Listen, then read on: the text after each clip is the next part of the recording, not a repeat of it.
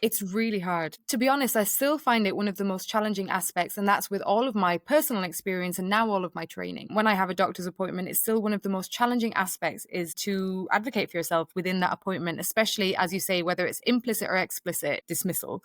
It's so hard. A big part of the journey for me was finding Live UTI Free and being sent this list of doctors, because I didn't have to advocate for myself with that doctor in England, because she specialized in chronic UTI. She acknowledged immediately that it like, you absolutely have an infection, we'll do this test and this is the treatment we'll put you on. And I guess that experience is bolstering. It does make it a little easier to advocate for yourself again in the future, because you're like, well, I was right that time and I was supported by that doctor.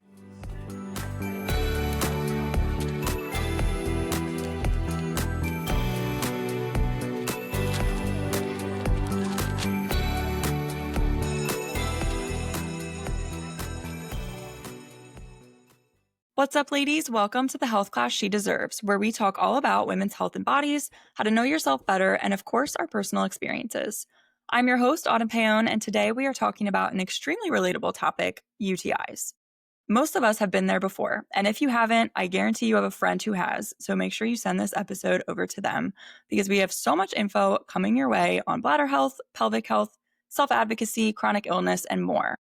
Make sure you get your notebooks ready for this one, because we are welcoming Saoirse Nash to class today. Saoirse is the director of Live UTI Free, or LUF for short, a women's health research and advocacy organization focused on engaging patients in research and narrowing the gender gap in medical care. Saoirse is also a health coach and a yoga teacher, and knows firsthand how it feels to suffer with chronic health conditions. She has experienced recurrent and chronic UTIs and has endometriosis. Now, through her work with LUF and as a health coach, she helps educate and empower other women struggling with pelvic and bladder health, with a large focus on diet, movement, and lifestyle practices to improve and maintain good health. Saoirse, welcome to class. Yeah, thank you. I'm excited about this conversation. Yes, I am as well. So let's start at the beginning. I touched on it a little bit in the intro, but what is your history with chronic illness? Yeah, so I was not particularly an ill child. It's not something I would have identified with. But from my early teen years up until sort of my early 20s, I would suffer with acute UTIs, so 2 to 4 bouts a year, but they would always resolve fairly easily. Unfortunately, I had no one in my life at that time who was flagging the fact that you shouldn't be having any infection 2 to 4 times a year, certainly not one as uncomfortable as a UTI, you know.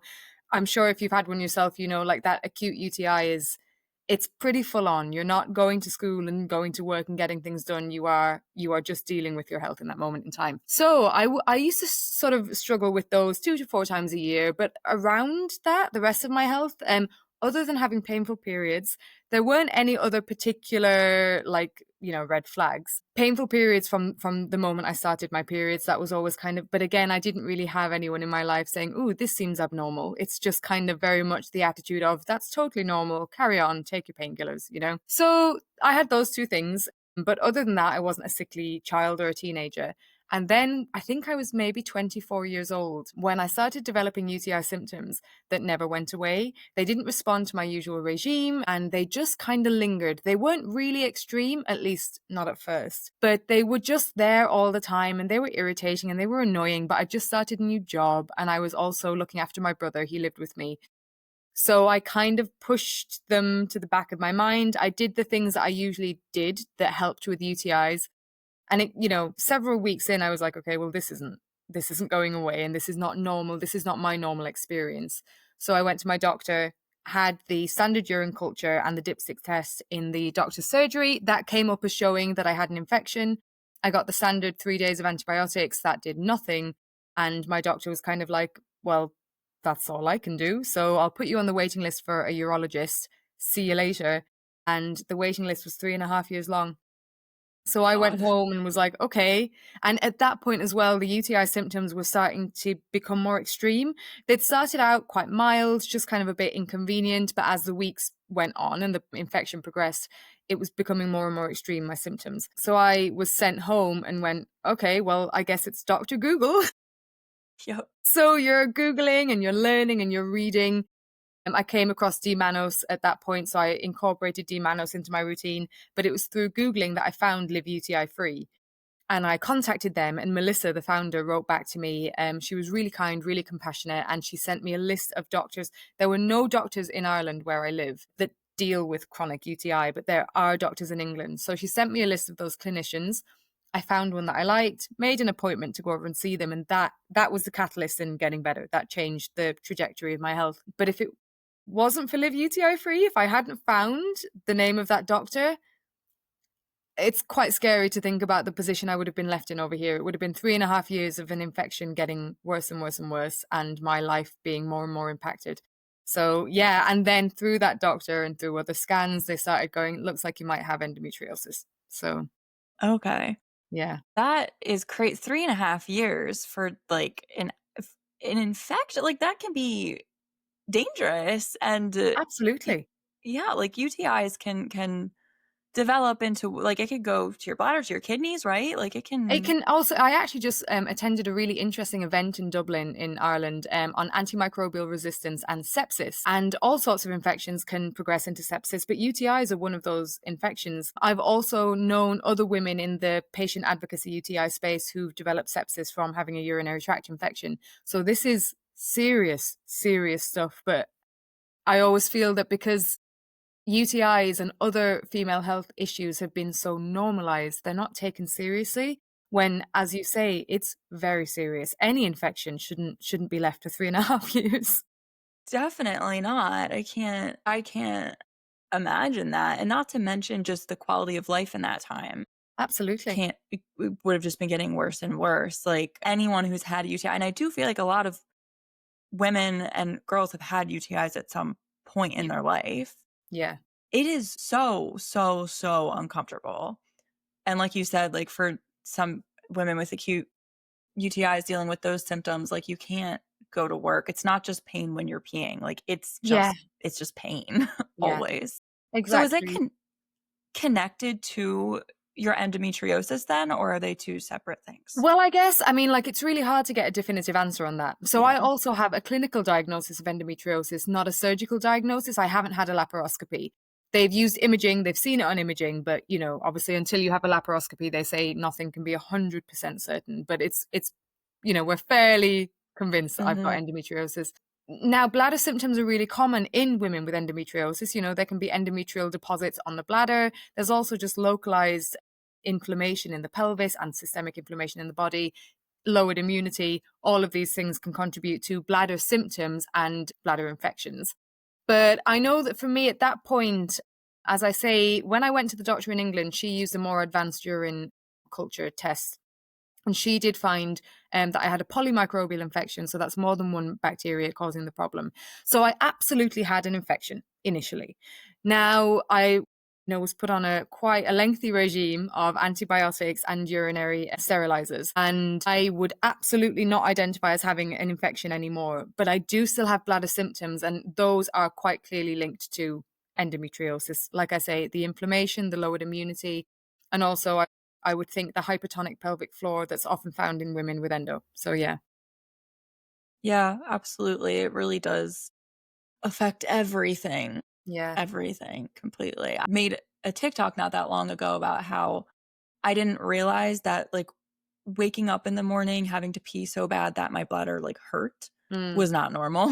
Yeah. I like just had no idea. I was like, I just drank a lot of water the day before and now I have Yeah. to, pee and it hurts. And that's just what happens. I had no idea. And then I got diagnosed and all of a sudden it was like every little thing I was like, huh, is that endo? Is that endo? I don't know. Yeah. You start connecting the dots, don't you? And you're like, and also I think that's why it's so important to have conversations like this, because as I say, women's health is not taken super seriously a lot of the time, and there's a lot of stigma attached. So it's quite difficult for women to have conversations about their health, especially intimate health, bladder, Mhm. vaginal microbiome stuff, reproductive system stuff. It feels quite personal.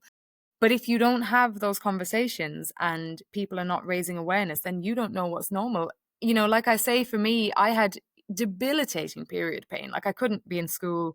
You're nauseous, you're shaky, you're dizzy, but no one told me that that was not normal. So you just go, oh, well, this must be what every woman experiences. And that prolongs you getting help and getting a diagnosis and treatment. So Yeah, I do. I love how you said that in the beginning, how like it's you didn't have anyone there telling you, advocating for you, or telling you like that's really not normal, because it's what we've all been taught. Like my mom didn't know any better. Yeah, How was exactly. she supposed to tell me? Yeah, Yeah, and even my pediatricians were women when I was a kid, and while they should have known better, it's a good very. chance that they didn't. Yeah, Yeah. like it's a good chance that they had no idea. Well, I think that's why, like with Live UTI Free, we're so focused on engaging patients in research because doctors can only know what they're being taught, and they're only being taught what we have proven, what we have evidence for. And if we are not studying women's bodies and women's health, then we don't have the empirical data that doctors are then being taught. So, like you say, it's like in theory, these pediatricians or other clinical practitioners should know, but actually, if it's not there, if it's not in the curriculum, if they're not being taught it, then they don't know. So, but that's still, that's why we really need more research on women's health because these issues are not, they're very, very common. They're not like Yeah, abnormal issues in the sense that they're rare. They are abnormal in the sense that no one should be suffering with extreme period pain and recurrent UTIs. So, yeah, that's why we need more research so that we can teach clinicians and therefore patients and then just general populace. absolutely. 100%, that is at the root of it. Yeah. Because pretty much all health advice, like a very overwhelming amount of health advice and just what we know in medicine, we know applies to men and typically white men. Yeah. And going against that, like I was just reading in a book the other day, and by a PhD, like a professor, she Hmm. does research.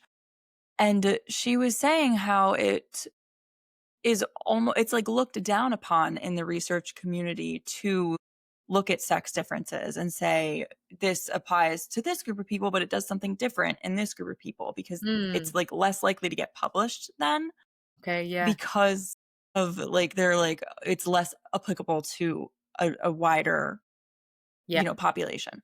Yeah. Never mind the fact that it's just the truth. It's just Yeah. biologically how we were made, and only Yeah. studying one section of the population is doing nobody any favors. Absolutely. But I was fascinated by that. I was like, "Oh my god, like I can't believe that that is how that has been viewed in terms of journals and what gets published and what doesn't." Yeah, I know from listening to some of the people on the Live UTI Free team as well that there's like a bias towards certain words if you are trying to get a paper published or a study or that there's a bias towards certain words and they're to do oftentimes with women and women's health. And if your study or your paper contains those words, it can sometimes be a little trickier getting it through those channels, like you say, Mhm. which is madness. It's like you say, Absolutely. it's doing nobody any good. So really, we need to kind of tackle that as much as we can. For sure. And never mind, in the US, we're going in the opposite direction. And Mm, there was a whole list a few months ago of quote DEI words that were like banned from government funded research. And right. it included women, any words associated with LGBTQ, like all of it. It was insane. Yeah. So let's talk about Live UTI Free then. What is the mission there, and what are you guys doing Well, to like I say, yeah, sorry, it's to engage patients in research and to close that gap in medical care so that like we're saying, so that doctors and clinicians have research on women's health and women's bodies and can then serve their patients better. So we kind of started out as like a patient advocacy and information platform. We were focused mostly on recurrent and chronic UTI, but that scope has broadened widely. So now it's like just female health in general, pelvic health, hormonal health. We might talk about conditions like endometriosis and PCOS, as well as perimenopause and other hormonal conditions. And it's like education, is a really, really big part of it. We have an amazing website and an amazing YouTube channel as well, full of articles and interviews with specialists. So there's a big emphasis on education, and that empowers the individual person. But definitely a really big focus now on engaging patients in research so that we actually have that empirical data, because it is really, really important. We might have anecdotal data, and that's not just the organization, but everyone. We all have anecdotal data, especially women know that UTIs are very common and how challenging they can be. And how, yeah, that's anecdotal, but we really do need that empirical evidence, the data, the studies done on that, so that it can be taught to the clinicians treating those people. So Those would be the two things that we're really focused on.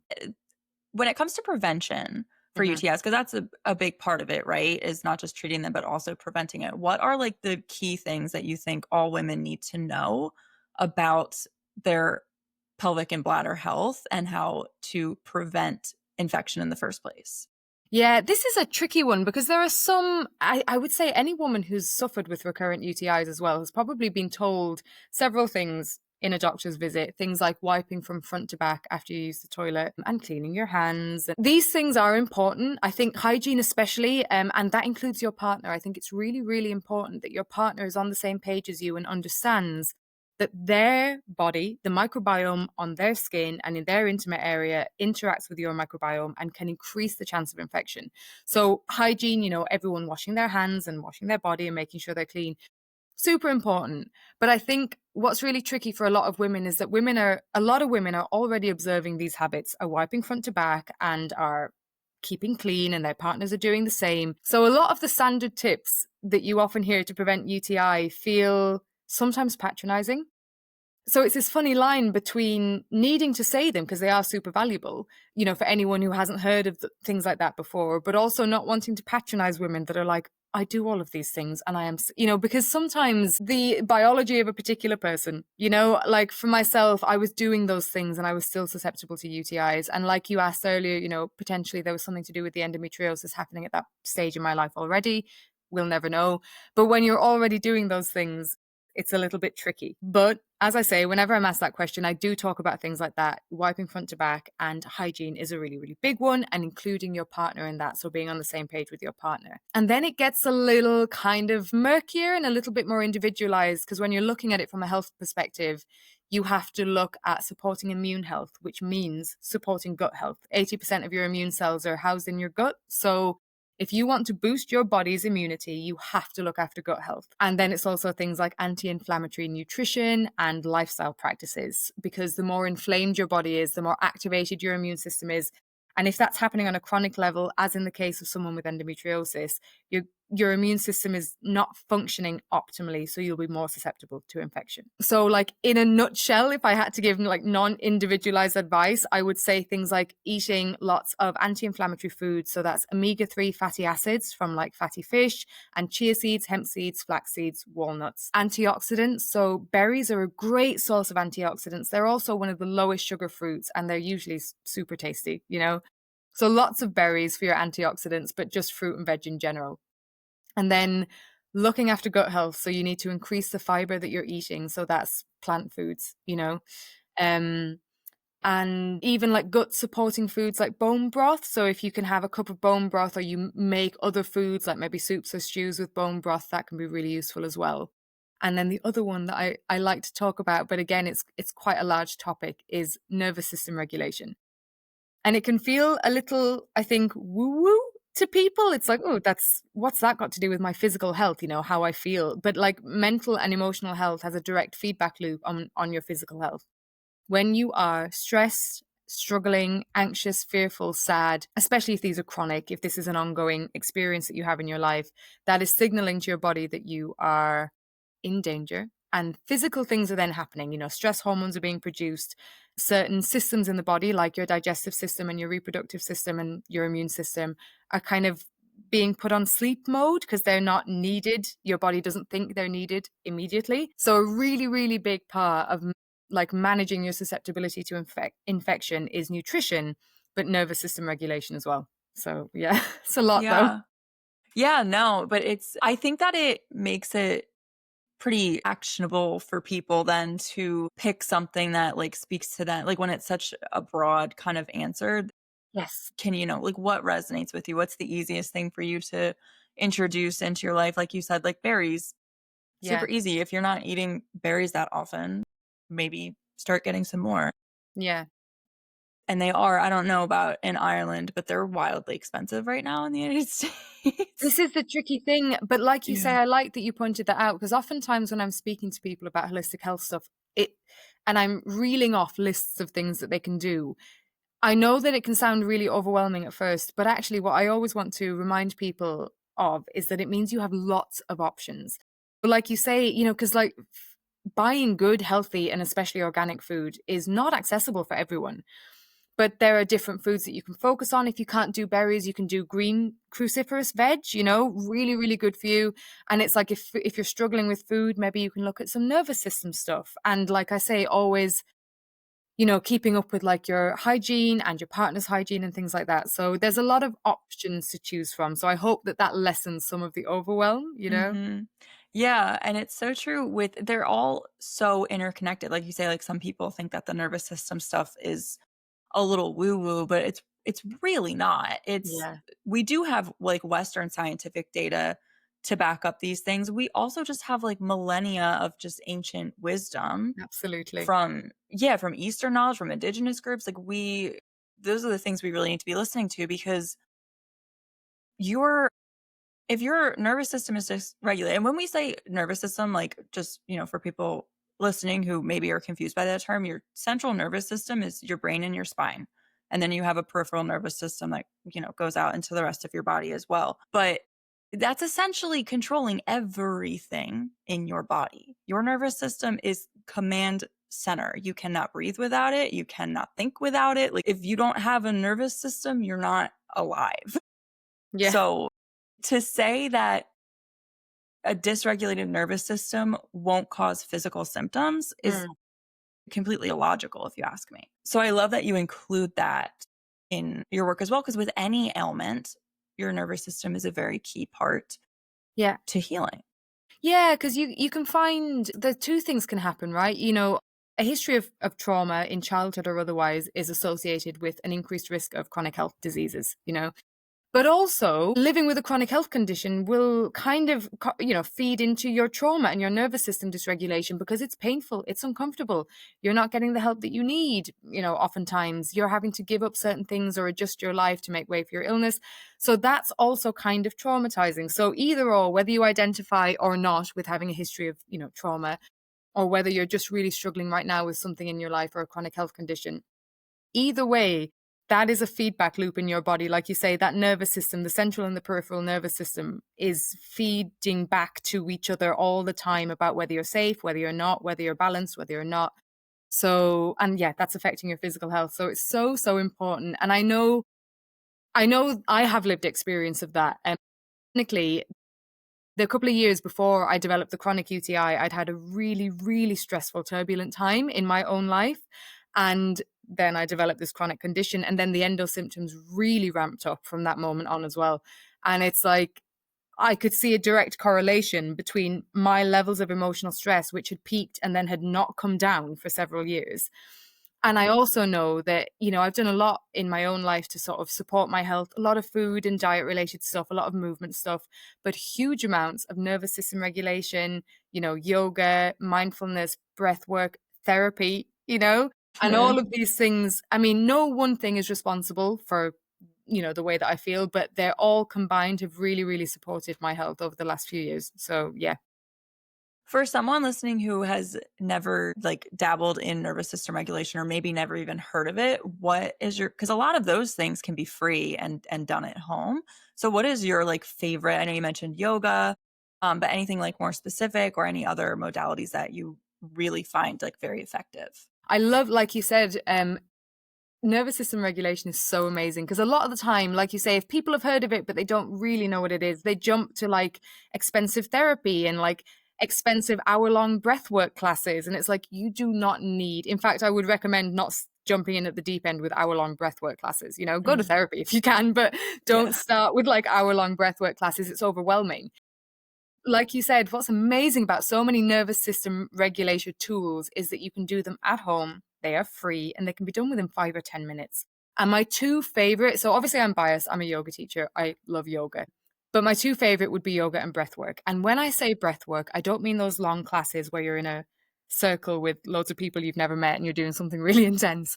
I mean quite literally belly breathing, diaphragmatic breathing. A lot of the time, especially when you're stressed, especially if it's chronic stress, your nervous system has defaulted. You're breathing a lot from your chest. You're still breathing. It feels like you're breathing totally normally, but you're not really pulling that breath down into the belly and feeling the belly rise and contract as you breathe. And actually, breath work is one of the quickest ways to signal to your nervous system that you're okay. Inhaling deeply, placing a hand on your belly, feeling your belly expand. And then as you let that breath out, really slowing down and lengthening that breath, it immediately signals to your nervous system that you're safe, because you wouldn't breathe that way if you were in danger. If you were running from something or fighting something, that is not how you breathe. So practicing that as often as you can starts to signal to your nervous system that, like, oh, maybe I'm okay. Maybe things are okay. And like, YouTube is great. And also there are things on Spotify and other podcasts where people might do a guided 5-minute breathing activity. So you don't have to put an hour aside. You don't have to do anything super special. You can just put on your 5-minute breathing video, breathe with the timer for 5 minutes, and then go about your day and do it as often as you need. But breath work, I think, is super accessible. You're breathing all day anyway. You might as well play around with lengthening that breath. So Yeah. breath work is a great one. Yoga I love because it's like, it does so many things for you. So not only on a physical level is it a body weight exercise, it can improve strength, stamina, and mobility. So it's a really amazing practice for your general health. But it's kind of meditative. Again, it really, really helps with calming the nervous system by grounding you in your body. It's a mindful practice. You are in your body. You're being mindful of your experience when you're practicing yoga. And a lot of yoga, especially if you're doing a class or a YouTube video or whatever, a lot of yoga teachers will ask you to sync your breath with the movement. So perhaps you might want to look up slower yoga videos. If you're doing yoga for nervous system regulation, then you want to find someone who's teaching a nice, slow, calm, safe, steady class, whether it's 10 minutes or an hour or whatever you're doing. And yeah, I mean, even without syncing your breath to the movement, yoga gets you in your body. And that's a lot of the problem. If you are chronically stressed and in chronic fight or flight mode, you're often in your head. There's a lot of thinking going on, a lot of anxiety, a lot of panic, and you're not in your body so much. So anything that can bring you back out of your head and down into your body and just anchor you in the present moment is super supportive for nervous system regulation. And these practices, obviously they kind of need to become semi-regular in your life. You can't just do one breath work and then all of your chronic stress is cured. But that, like I say, I love emphasizing that you can do 5 or 10 minutes. It doesn't have to be an hour. It doesn't have to be anything crazy. You can do a 5-minute breath work in the morning and 10 minutes of bedtime yoga. And those are 2 super supportive practices on a daily basis for your nervous system. Absolutely. And with breath work too, it's so easy to, go to the bathroom at work or something Yes, and absolutely. just do it. Yeah. And you can do it privately and literally anywhere. And I think that's a really important one. I also love how you say getting out of your head and into your body, because I think that is ultimately the simple way of saying nervous system regulation. The less Yeah. scientific way is just, it's literally anything that's going to get you out of your head, because we're all constantly overthinking, and grounded in your body. Also, for anyone listening, Yoga with Adrienne on YouTube is one of She's my amazing. favorites. She's Yeah, for amazing. slow, and her cues are perfect. When I started doing her videos, I was like, okay, I've been doing everything wrong up until this point, because her cues just make sense to me. I don't know. Yeah, no, she's amazing. That is definitely the for anyone. Well, I do one-to-one yoga with people online, but if I was recommending, it's like, if that wasn't an option for that person, I would be like, onto YouTube, Yoga with Adrienne, and she's got such an amazing variety of videos as well. So it's absolutely, yeah. Yeah, love her. So the yoga is super easy to do at your house. Breathwork, literally easy to do anywhere at all. It is such a key aspect to our health, UTIs or otherwise. And I myself have noticed, since I've started focusing more on just calming down, not being so anxious and high strung, and working on regulating my nervous system, I have noticed changes in my endometriosis and how that shows up in my life. So it, firsthand experience, I can tell you it definitely has an effect. Even if you're still kind of thinking I don't get it, it still sounds woo to me. I promise if you give it a try, you're not going to regret it. So I want to move on a little bit to the advocacy part as well. So one of the most difficult and emotionally damaging parts of being a woman, especially a woman with chronic illness, is the gaslighting, not just from people around you, but literally in the doctor's office. You're constantly being told, whether it's explicitly, they're like, it's in your head, you just need to calm down, or a very implicit, well, maybe we'll try an SSRI. And you're like, how's an SSRI going to stop me from throwing up from pain every month? Like, it doesn't make any sense. So what was your like self-advocacy journey? How did you learn to advocate for yourself, and how does that like inform the work you do today? It's really hard, like you say. To be honest, I still find it one of the most challenging aspects, and that's with all of my personal experience and now all of my training. When I have a doctor's appointment, it's still one of the most challenging aspects is to advocate for yourself within that appointment, especially, as you say, whether it's implicit or explicit dismissal.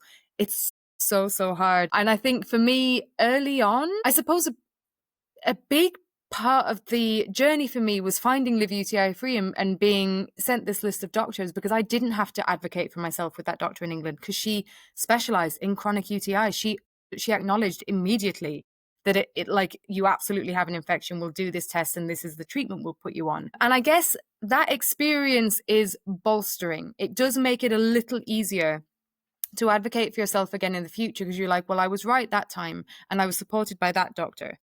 But obviously the problem is that a lot of women don't have that experience, and they might never be told that they're right by their doctor, and they might, go from appointment to appointment being, like you say, dismissed. I think what can really be useful is you can you can Google a list of phrases to use to advocate for yourself in a doctor's appointment. So I think arming yourself with certain phrases that you can, because rather than expecting yourself to think on the spot in the middle of the appointment when your doctor's going, oh, your bloods are fine, I think you're fine, and you're trying to say oh, how do I articulate that I'm not fine?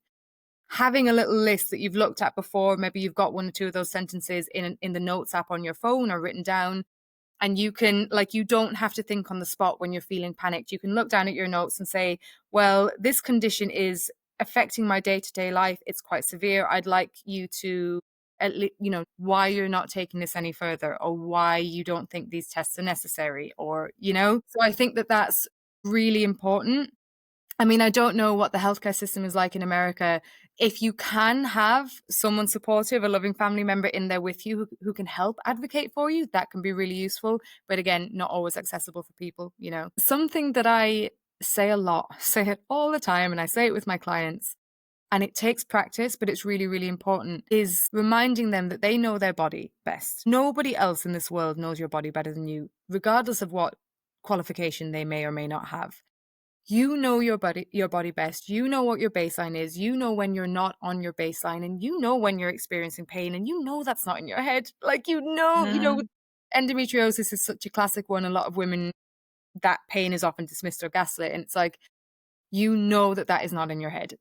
You do not need an SSRI to treat that, unless there's also a mood disorder, Right. So I think a really, really big part of it is spending time with yourself, kind of boosting yourself and repeating that to yourself and going, I know my body best. I know when something is wrong, and I am allowed to request testing. I am allowed to advocate for myself. I think, and even if you can't have supportive people in the appointment with you, discussing it with those supportive people, prior to the appointment, and hearing their affirmation and, being boosted by that can be really useful as well. But it's a really, really tricky one. I would like to mention, actually, Live UTI Free have a resource. It's called Take to Your Doctor. So it's a downloadable resource. So it talks about, it takes care of the explanation that you're trying to give to your doctor about the fact that chronic UTI is actually a thing, and here are the stats, and this is what it presents as. You can download this thing from Live UTI Free and either have it on your device or print it out and take it with you to your doctor and present them with the information that way. And it takes, again, another little bit of weight off you in having to do that explanation. But yeah, there's no one simple answer. Advocating for yourself in this system as a woman is really challenging. Yeah, it really is. And I could definitely link that resource below for everyone listening for easy access.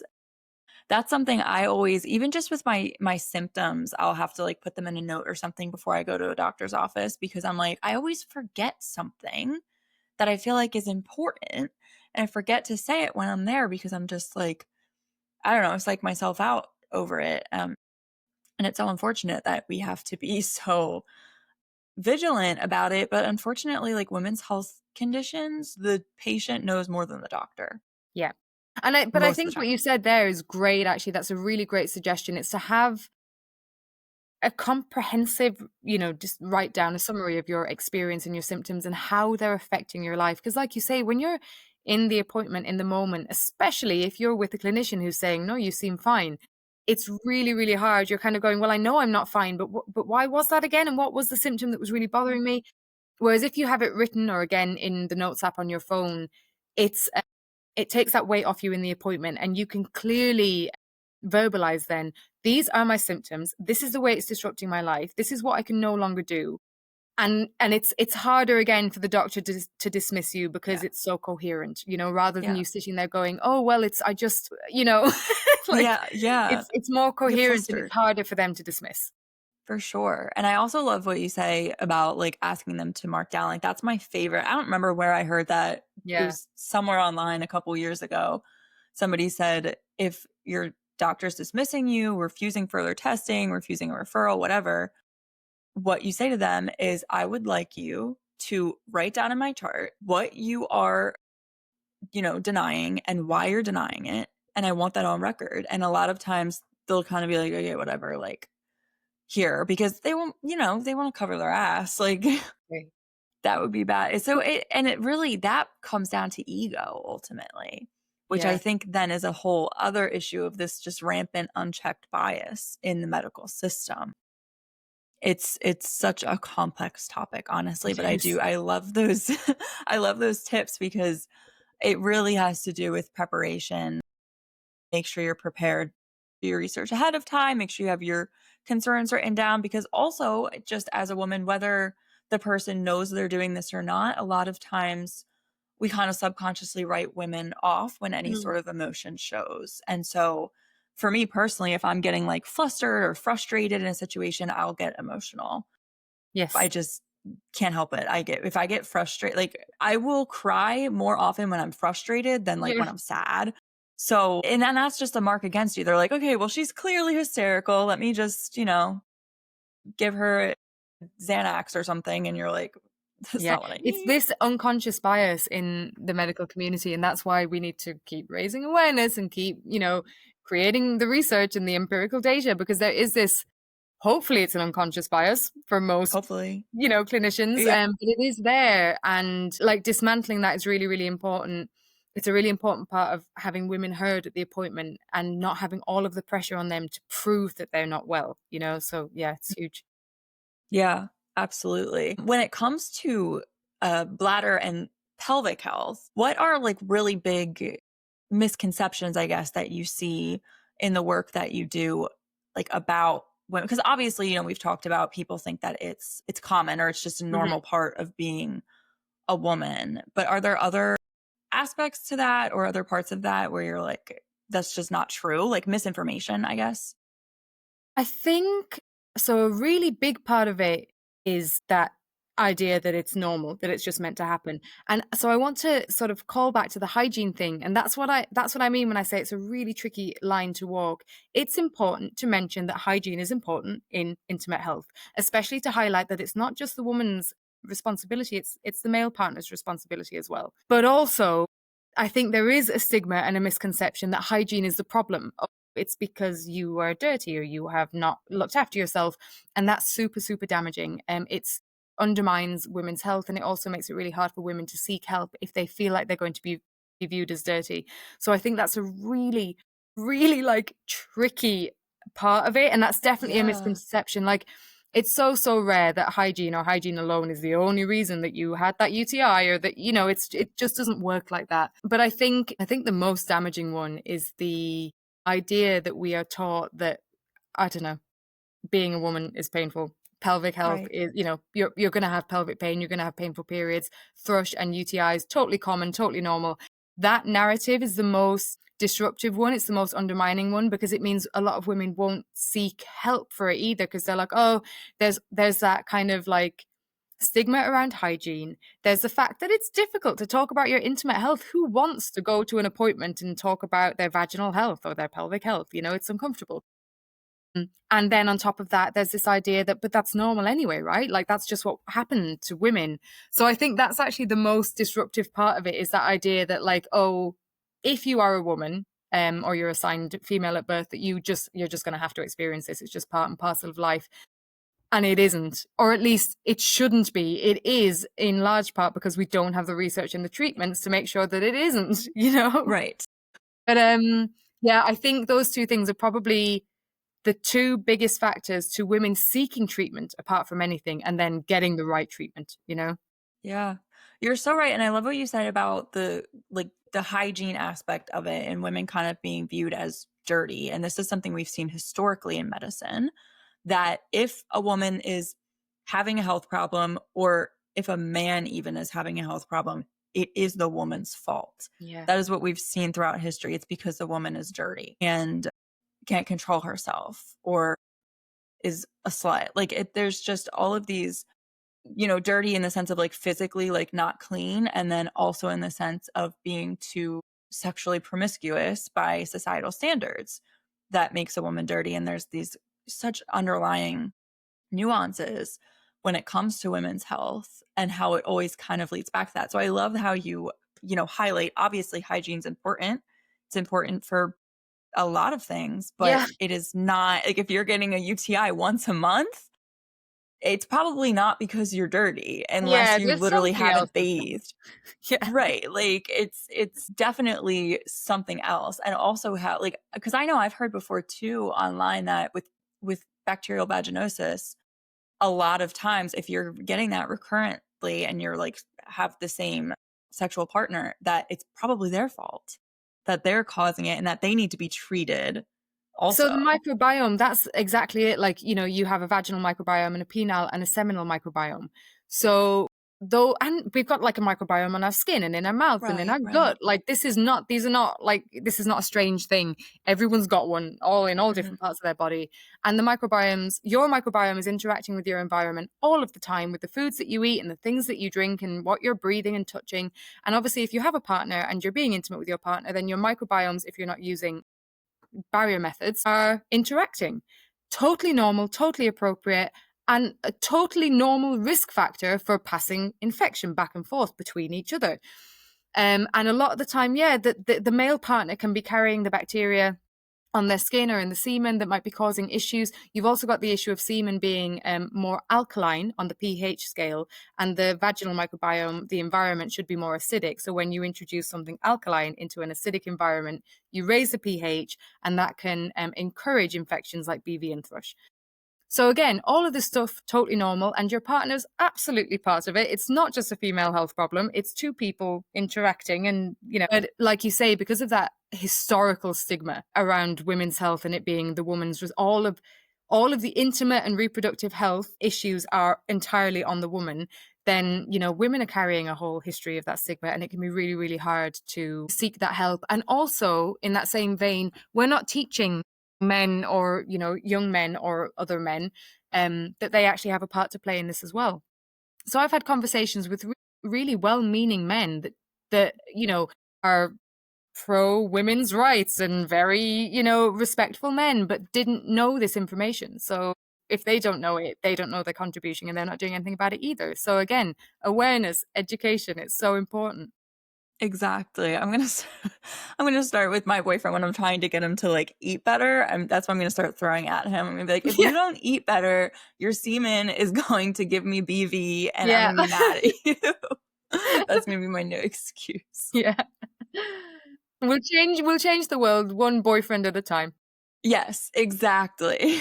Exactly. We haven't talked about peeing after sex at all, because I feel like that's like the number one thing I hear where people are like, well, just pee after sex and you'll be fine. What is that? I mean, is that true? Is it overemphasized? What's the deal with that? It's important. The thought behind it is that if you flush out the urethra after sex, then any bacteria that might have started to ascend the urethra into the bladder will get flushed out. So absolutely, again, another really supportive measure, and it's great that you brought it up. So it's things like, that peeing before sex, being clean, your partner's clean, peeing after sex. These are really valuable things. They're things that I observe, and I build that into my routine. It also helps with my anxiety. So whether it's a placebo effect or not, it helps with my anxiety around infection. But yeah, the thought behind that is that it flushes out the urethra. So any bacteria that may have started to ascend get flushed out. So it's valuable. But again, that alone is not going to necessarily prevent or cure the UTIs that you're struggling with. It's such a complicated picture. But I would absolutely, like any woman that came to me that's struggling with UTIs, I would go through all of these things with her and check those boxes and just make sure that she's aware of those things, because they're part of the supportive picture. Yeah. Is it also useful for men to be peeing before and after sex? Yeah, potentially. And especially, like I say, if you're not using barrier methods, then actually it's really important that they can pee. I don't know if it would matter so much after sex for them, maybe before sex, and cleaning the penis before sex as well and making sure that they're clean. It's super, super important. I mean, like, even if you are using barrier methods, it's good precaution to take. Barrier methods fail, other things happen. So it's a good precaution to take, but especially if you are regularly not using a barrier method, then that's really valuable. Yeah. Yeah. Yeah, it's so crazy how we literally just put all of the responsibility on women all the time from such a young age, because you never hear that. Like, if Yeah. you did get a sex ed, which a lot of people don't in the United States at least, if you were lucky enough to get a sex ed, a lot of it was focused on STDs and abstinence. Mhm. And then what they did tell you about peeing after sex and all that stuff and disease prevention, it was all placed on the woman as just her responsibility. And so I love that we're talking about this, and that hopefully more men will learn. Not that I have a whole lot of male listeners, but the few, and then the ladies are going to go tell their boyfriends. Yes. It's a two-way street. There's responsibility on both parties there. And it's so damaging to just throw all of that responsibility on women. I know there was literally one time in my life, that I did not pee like after sex.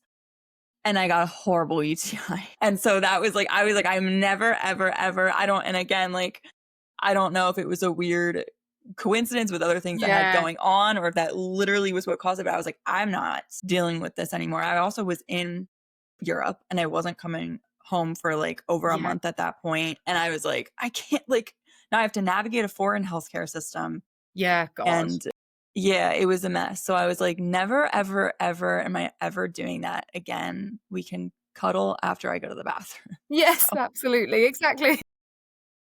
Yes. And I know it's not the sexiest thing to be like, let's pee before we have sex, but it's, if this is something that you're struggling with, especially, or like you said, if you're not using barrier methods, it's very important. And I think that we should normalize this kind of sex talk, if you will.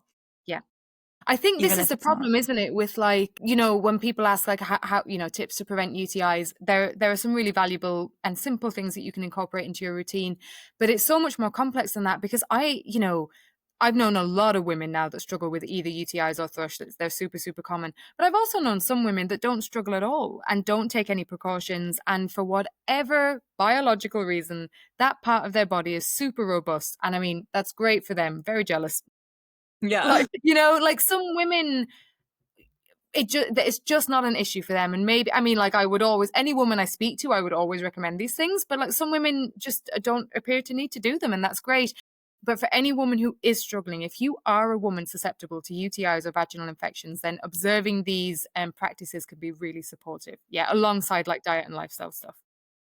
Absolutely.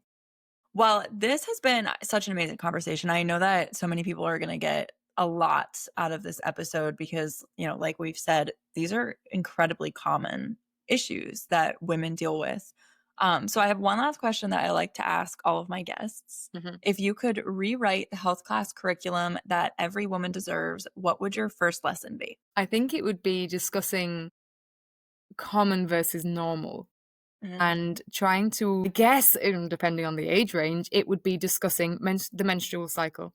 What's common, but whether or not that common thing is normal or is a red flag from your body. Because I think the earlier you can teach girls these things, then the quicker they'll know whether or not something is in line with nature's way or whether there's something out of balance. So it would be the menstrual cycle, and it would be, let's talk about what's common, what's normal, what's a red flag. I think that would be like the emphasis. And I would also want, again, depending on the age range, I would want the boys to sit in on that class too. They're going to have, if they're straight heterosexual boys, they're going to have female partners, and they need to learn as well.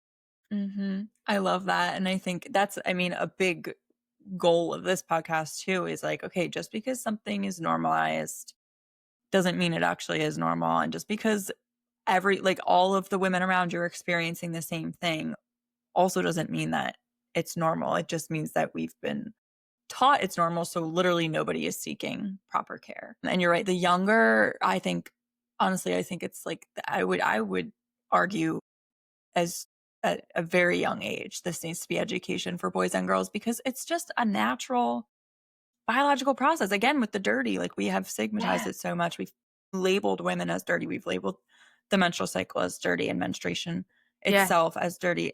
I saw something the other day that it's like, it's the only blood not spilled in violence. Yeah. Yet we like stigmatize it, and it's like the most, people are the most disgusted by it in society.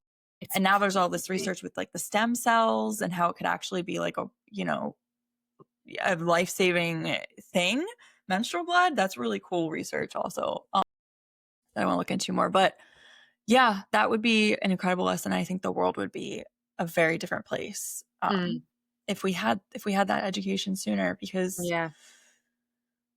go to the doctor, and I mean, I know with my pediatrician when I was a kid, it was there was just such a lack of surprise or emphasis on how bad my pain was, that even though they didn't explicitly tell me that's normal, it was just like, well, she doesn't seem concerned, so I guess exactly. just deal with it. So Yeah. if I had And that like, I lesson. don't know if it was the same for you, but when I went in as a teenager, you know, like you say, it's just like, oh, well, here are these really strong prescription painkillers. And so, like you say, even if they don't explicitly look you in the eyes and go, this is normal, what you're seeing is it's normalized. You're like, oh, okay, I just take the painkillers and do I? Great, fine. And you know, when you're young and vulnerable and still learning about yourself, your body, your health, the world, you trust that doctor implicitly and you go, well, if they're not worried, I shouldn't be worried. And you know, so yeah. Yep. Yes. So where can people find you then? And I'll link everything in the show notes for you guys. The Live UTI Free website. Where else can people find you? Yeah, so like you say, there's the website, loads of great articles on there. There's also the YouTube channel. And then Live UTI Free have an Instagram and a TikTok. So you can find the, you know, short form content there. I'm on Instagram and TikTok as well at the.wholehealthcoach. And I don't have a website yet, but you'll find me on socials. And I do like, again, like short reels and informative reels and things. Awesome. I will link all that for you guys below. So make sure you go check out Saoirse's pages and Live UTI Free. I'll also link that resource that you said with the before you go to your doctor's office, because that sounds like it'll be really useful for a lot of people. Yeah. Thank you so much for being here today. Make sure you guys send this episode to your UTI bestie, because I know that we all have at least one of them. I can think of two on the top of my head right now. So make sure you send this episode to them and rate and review to help me out. And class dismissed.